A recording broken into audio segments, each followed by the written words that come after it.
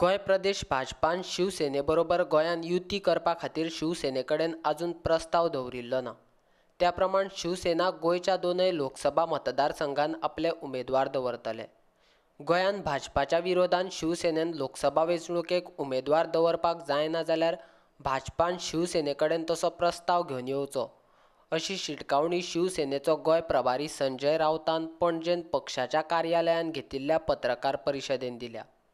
राष्ट्रीय स्तरावर युती नाहीये आणि राज्याबाहेर पक्ष विस्ताराचा अधिकार पक्षाला असतोच कुठल्याही। जर त्यांना गोव्यामध्ये युती हवी असेल त्यांनी बोलावं आमच्याशी।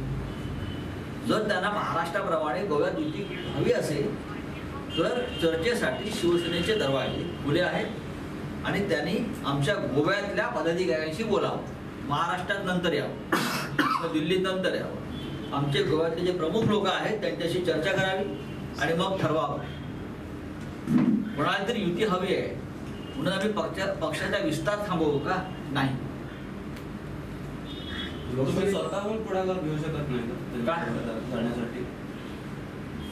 पाहू ना, आता आम्ही आज घोषणा केलेली आहे, आले तर आम्ही चर्चा करू।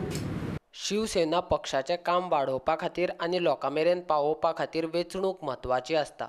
त्या प्रमाण वेंचणुकेक उमेदवार दवरपाची गरज आसा। शिवसेनेन आयज मेरेन ते करूंक नाशिल्ल्यान शिवसेना फाटीं उरल्या, अशें संजय राउतान सांगलें। थोडा आमची पिछाड यासाठी होते असं लक्षात आलं की आम्ही निवडणुका फार लढत नाही आणि युतीमध्ये जेव्हा युती होते तेव्हा आमच्या वाट्याला इथे फार येत नाही। त्याच्यामुळे चिन्ह आमचं जात नाही, विचार जात नाही, कार्यकर्ते मग थोडे थंड पडतात काही भागामध्ये। निवडणूक हा एक मैदान मारण्याची जागा असते, कार्यकर्त्याला लढण्याची जागा असते, कार्यकर्त्याला स्वतःला सिद्ध करण्याची ते व्यासपीठ आहे।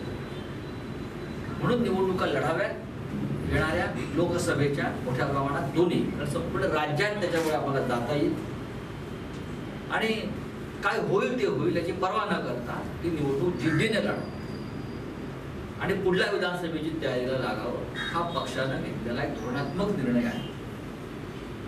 कोणाला आमच्याबरोबर यायचं असेल त्यामुळे त्यांच्याशी शिवसेना या देशामधला बाजूच्या राज्यामधला एक महत्वाचा पक्ष आहे। आम्ही आम्ही देशातलं राजकारण करत असतो, त्याच्यामुळे गोव्यासारख्या राज्यामध्ये सुद्धा आम्हाला वाटतं आमच्यासाठी महत्व आहे। गोवा महत्वाचं राज्य आहे, त्या राज्यामध्ये शिवसेनेनं यापुढे पाय घट्ट रुजवायला हवे। गोव्यातल्या अनेक प्रश्नांवर शिवसेनेची ठाम भूमिका आणि मतं आहेत। त्यासाठी गोव्यात राजकीय चळवळ शिवसेनेच्या झेंड्याखाली वाढावी, यासाठी लोकसभेच्या दोन्ही जागा लढणं हे आमच्यासाठी महत्त्वाचे आहे। लोकसभेच्या वेंचणुकेक गोंयांतल्यान राखी नायक, प्रभुदेसाय आनी जितेश कामत उमेदवार आसतले अशें जाहीर केलां। तशेंच विधानसभेची मांद्रे मतदारसंघात पोटवेंचणुकेक उमेदवार दवरतले अशें जाहीर केलां। शिवसेना लोकसभेच्या दोन्ही जागा लढणार आहे गोव्यात।